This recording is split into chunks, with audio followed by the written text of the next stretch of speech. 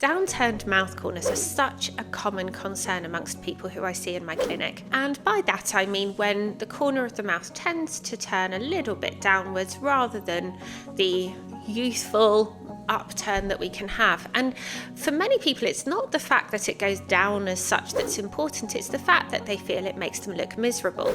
So if you look in the mirror when you wake up having had a great night's sleep and you're feeling amazing, and what you see is someone whose mouth corners are going down, who you think looks a little bit miserable, that doesn't get your day off to a great start. And it's even worse if someone says to you along the way, cheer up, it might never happen. So what we're trying to do is give a more happy and positive message from our face, both to ourselves and to people that we meet. So why does a downturned mouth corner happen? It's actually quite complex. It can be a multitude of different things. And if it's something that you've had from a relatively young age, many of us might call that part of resting bitch face, where you, for want of a better term, describes it quite well, but where you're holding tension around the mouth, and it can often manifest as slightly downturned mouth corners.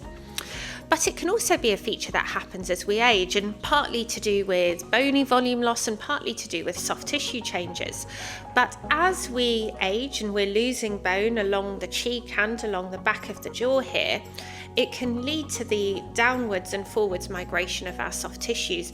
And that extra weight that's coming down towards the mouth corner can mean that that corner just starts to drop. Furthermore, as we age, our lips deflate, so the actual volume in our lips gets less. Many of us notice it, although we might think it's dehydration rather than actual volume loss. And the lips are such an important part of the framework of this whole surrounding area. So if the lips start to deflate, you're going to notice that the corners of your mouth go down. And the chin is also really important, because as the jawbone and the soft tissues around here shrink and become less, you have less support propping up that mouth corner.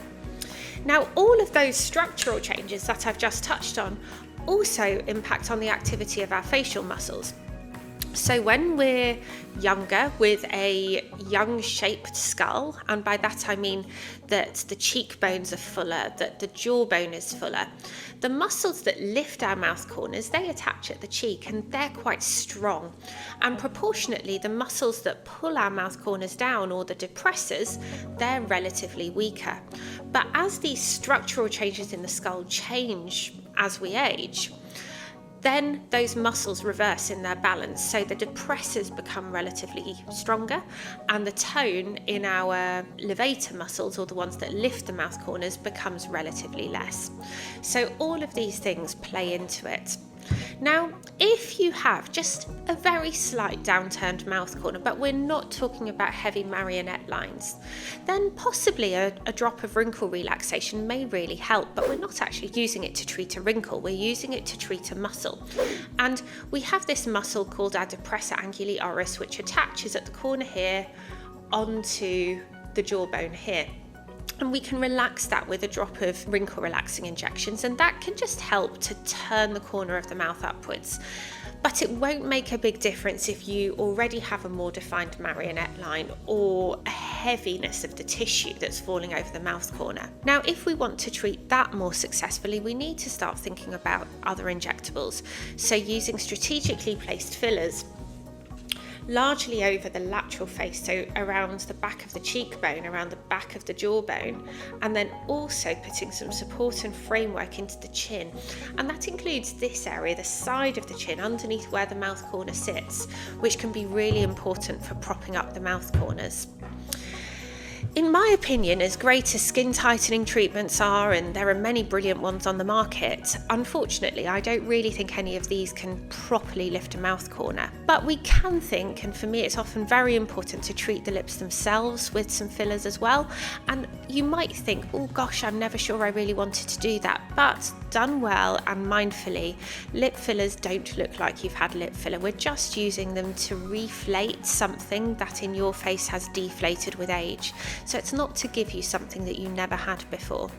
There's also some exciting new technology in the form of M-Face, which uses some muscle stimulation, high-FES technology, to stimulate those levator muscles. So when I talk about the muscle function of the face, I've just mentioned that we can relax the ones, the depressor muscles that pull downwards. We can also use technology in the M face to strengthen the tone of the muscles that are lifting. So we can really try and shift that balance around, and that's an exciting new innovation within facial aesthetics. So there are lots of options, and I think the key is to be in the hands of a practitioner who really understands the anatomy, who can interpret why this is happening in your face and therefore pick the right treatment option for you, because it isn't the same for everyone. It's so important to examine you as an individual. If this content has been useful for you, please give it a thumbs up or send me a little message below, and please do subscribe if you'd like to see more content like this.